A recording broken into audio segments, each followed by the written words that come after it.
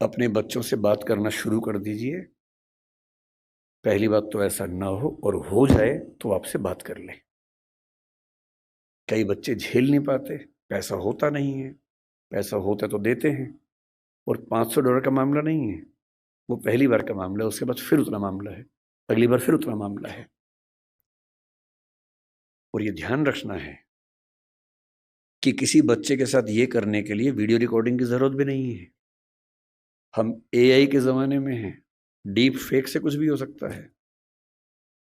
किसी artificial intelligence जो photography based app है, सिर्फ इतना उसको कहना है कि ये फोटो है, सिंपल फोटो, स्कूल की फोटो, पासपोर्ट साइज फोटो, उसको देनी है और कहना है कि इस फोटो को एक ऐसी फोटो में तब्दील कर दो कि ब्लैकमेल किया जा सके।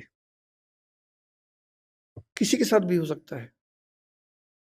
बस कल को कभी हम में से किसी का बच्चा हमसे ये कहे कि देखो पापा, देखो मम्मी, ये फोटो मेरी लग रही है पर मेरी है नहीं, तो उसको मारना पीटना नहीं है, भरोसा कर लेना है कि ऐसा हो सकता है। तकनीक इस लेवल पे है। और एक और टेक्नोलॉजी जो अभी पब्लिक डोमेन में नहीं आई है, कभी भी आ सकती है लेकिन बन चुकी है। वो क्या करती है, एक फोटो देनी है और प्रॉम्प्ट देना है कि इस फोटो के बेस पे वीडियो बनाओ, और वीडियो में ये होना चाहिए। आप जो चाहेंगे वीडियो बन जाएगा, आपका ही बन जाएगा। आप वो नहीं है। और आप क्या, इस दुनिया के बड़े बड़े टेक्निकल एक्सपर्ट्स नहीं बता पाएंगे कि ये वीडियो नकली है। इसको डीप फेक कहते हैं आजकल, डीप फेक। हमारे आपके बच्चे इस खतरे से गुजर रहे हैं, और ये आज नहीं तो कल हम सबके बच्चों को झेलना है। उन सबको समझाने की जरूरत है कि जब किसी से प्रेम भी करते हो, मान लीजिए आजकल बच्चों के प्रेम में क्या होता है, सबसे पहले पासवर्ड शेयर करते हैं कि तुम मुझसे प्यार करती है, हाँ तो पासवर्ड दे। तुम मुझसे प्यार करता है तो पासवर्ड दे। दोनों पासवर्ड देते हैं, फिर एक और आईडी बना लेते हैं अलग से, उसका पासवर्ड दे देते हैं। फिर उसके बाद भरोसा और कायम करना है। फिर रात को 2 बजे जब पेरेंट्स सो चुके हैं, फिर वीडियो कॉल करते हैं। भरोसा करती है, हाँ, तो फिर कपड़े उतार, वीडियो कॉल पे। ये खेल शुरू हो जाता है। अपने बच्चों को समझाना है, दुनिया का कोई भी इंसान कितना भी भरोसेमंद हो, ऐसी गलती ना करे। लड़का हो तो वो भी ना करे, लड़की हो तो वो भी ना करे। और ये हमारी पीढ़ी निकल गई है, हमें नहीं पता कि ये भी खतरे होते हैं। हमारी पीढ़ी में ये सब खतरे थे ही नहीं, हमने कम से कम ये सब नहीं झेला। हमारी पीढ़ी में ये था कि गलती से आप कहीं हैं, नहा रहे हैं, किसी ने देख भी लिया, फोटो नहीं खींच सकता था। फोटो खींचने के लिए फोटोग्राफर बुलाना पड़ता था बाहर से, या तो हर आदमी फोन लेके घूम रहा है। और फोटो अगर खिंच गई, अगर आपको भी ऐसी मासूमियत आपके अंदर है कि मैंने फोटो खींच ली, मेरा फोन तो एयरप्लेन मोड पे है, मेरे फोन में ही है, बाहर तो गया ही नहीं, इसको बोलते हैं मासूमियत। अगर आपने फोन में फोटो खींच ली है और डिलीट कर दिया उसको, अगर आपको लगता है डिलीट हो गई, तो ये मासूमियत है। कोई सिंपल सा टेक्निकल एक्सपर्ट जो बहुत ज्यादा पढ़ा लिखा भी नहीं है, 2 मिनट में फोटो बाहर निकाल लेगा, कितनी भी डिलीट करते रहिए अपने फोन से। और एक बार इंटरनेट पर चली गई तो दुनिया की कोई ताकत उसको परपेचुअल मेमोरी से डिलीट नहीं कर सकती। और दुनिया के इतिहास में जब तक दुनिया रहेगी, वो फोटो रहेगी, वो वीडियो रहेगा। कोई नहीं छिप पाएगा, कोई बच नहीं पाएगा। और जब बच्चे इस दौर से निकलते हैं, उनको एंजाइटी होती है, डिप्रेशन होता है, और उस समय उनको जरूरत होती है किसी ऐसे व्यक्ति की जो उनसे ठीक से बात करे, उनको समझे। अभी 2 महीने पहले एक वेब सीरीज आई है दहाड़ नाम की, अगर नहीं देखी है तो उसको देखिए। वो कई मामलों में अच्छी वेब सीरीज है। मैं उसका प्रचार करने के लिए नहीं आया हूँ, तो संयोग से मुझे अच्छी लगी तो बता दिया। जो मैं कहना चाह रहा हूँ उसमें क्या है, उसमें एक पुलिस का एसएचओ है, एसएचओ है या डीएसपी है शायद, एक अधिकारी है पुलिस का। उसी के जुरिसडिक्शन में एक स्कूल में उसका बेटा पढ़ता है, और स्कूल से कंप्लेंट आई, कुछ बच्चे एक मोबाइल फोन एक कमरे के अंदर देखते हुए पकड़े गए हैं। वो मोबाइल फोन वही है जिसको उसका बाप ढूंढ रहा है किसी क्राइम की इन्वेस्टिगेशन के लिए, वो नंबर ट्रेस कर रहे थे। वही नंबर है। तो बाप और पुलिस की पूरी टीम भागी है और प्रिंसिपल ने कहा कि वो बच्चे इस कमरे के अंदर हैं। अंदर गया तो उसका अपना बच्चा ही है। वो बच्चा क्रिमिनल नहीं है, वो तो गलती से फोन उसके पास आ गया, वो वाला जो फोन क्रिमिनल का था उसके पास आ गया।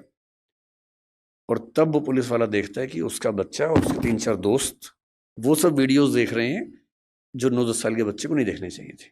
लेकिन उसके बाद सबसे इंटरेस्टिंग बात क्या है, घर जाके वो पुलिस ऑफिसर अपने बच्चे के साथ बैठता है और कम से कम 2-3 मिनट का सीन है। किसी फिल्म या वेब सीरीज में 2-3 मिनट का मतलब बहुत बड़ी बात होती है। जब हम फिल्म लिखते हैं तो हमारा टारगेट होता है कि कोई भी सीन 1 मिनट से ऊपर का नहीं होना चाहिए किसी भी हाल में, वरना लोग बोर हो जाते हैं। मैक्सिमम 1 मिनट होता है। 2-2.5 मिनट तक एक थीम पर बात चल रही है, इसका मतलब डायरेक्टर चाह रहा है कि ये बात ठीक से पहुंचे। और बाप अपने बेटे को सिखा रहा है कि बेटा ये चीजें इस रूप में नहीं होनी चाहिए, इस रूप में होनी चाहिए, सही उम्र में होनी चाहिए। और तुम जो वीडियो देख रहे थे उसमें लड़की को ऑब्जेक्ट की तरह इस्तेमाल किया जा रहा था। लड़कियां ऑब्जेक्ट नहीं होती हैं, इंसान होती हैं। तुम्हारी माँ, तुम्हारी बहन भी लड़की है। ध्यान रखना, जिससे प्रेम करो, जिससे शादी करो, वैसा ही सलूक करना जो चाहते हो कि तुम्हारी बहन के साथ भी हो। ये होती है बाप की जिम्मेदारी, ये होती है माँ की जिम्मेदारी कि जब बच्चे उस रास्ते पर जाएं तो उनको थोड़ा समझाए कि क्या करने की जरूरत है। इस दौर में पहली बार ऐसा हो रहा है कि ड्रग्स इतने आसानी से उपलब्ध हैं जो किसी और दौर में उपलब्ध नहीं थे। कंपटीशन जितना कभी नहीं था उतना आज है, इसलिए कोटा में ऐसी घटनाएं रोज सुनने को आ रही हैं हमारे सामने। ग्लोबलाइजेशन ऐसा है कि कम से कम आपकी कम्युनिटी में, क्योंकि आपकी कम्युनिटी एक रिच कम्युनिटी है, जनरली आपके बच्चे देश से बाहर यात्रा करेंगे ही करेंगे। ग्लोबल बिजनेस बनाएंगे, कोई ऐसा बिजनेस बनाएंगे जो कई देशों में चलता हो, तो उनको आना जाना पड़ेगा ही पड़ेगा। एक ऐसी पीढ़ी जो ग्लोबल विलेज से कनेक्टेड है, इंटरनेट से कनेक्टेड है, एआई की दुनिया में है, उसके ऊपर जितने खतरे हैं उतने कभी नहीं थे। इसलिए पहली बात जो मैं कहना चाह रहा था वो ये है कि थोड़ा सा मुस्तैद हो जाने की जरूरत हम सबको है। बच्चों पे आरोप लगाना सबसे आसान काम है, तू है ही ऐसा, तू है ही वैसा। सही तरीका ये है कि हम समझे कि हमारी क्या जिम्मेदारी बनती है। मेरा तरीका ये है कि किसी विषय पर बात करने से पहले एकदम बेसिक बात से हम शुरू करें। कि जैसे मुझसे लोग कहते हैं कि भाई पेरेंट के तौर पे हमें क्या करना चाहिए, क्या नहीं करना चाहिए। तो मैं सबसे पहले बोलता हूँ कि मैं कोई खास पेरेंट नहीं हूँ, तो आप मुझे कोई 30 मार खाना समझें। मैं बहुत सामान्य किस्म का पेरेंट हूँ, तो उतना ही बताऊंगा जो मैंने अनुभव से सीखा है, फेलियर से सीखा है। जिस मामले में मैं अपने बच्चे को नहीं समझा पाया, अब समझ में आया कि हाँ ऐसे होता तो और अच्छा होता, तो मैं उस अनुभव की बात कर सकता हूँ। सबसे पहला सवाल अपने आप से ये पूछना है कि हम अपने बच्चों से चाहते क्या है, पर्पस क्या है हमारा। अगर पर्पस स्पष्ट है तो तरीके सारे मिल जाएंगे, अगर पर्पस स्पष्ट नहीं तो तरीके नहीं मिलेंगे। मैं अपने बच्चे को किस रूप में देखना चाहता हूं, अगर ये क्लैरिटी है तो सारे रास्ते क्लियर है। तो मैंने अपने आप से पूछा कि मैं अपने बच्चे की जिंदगी में क्या चाहता हूं।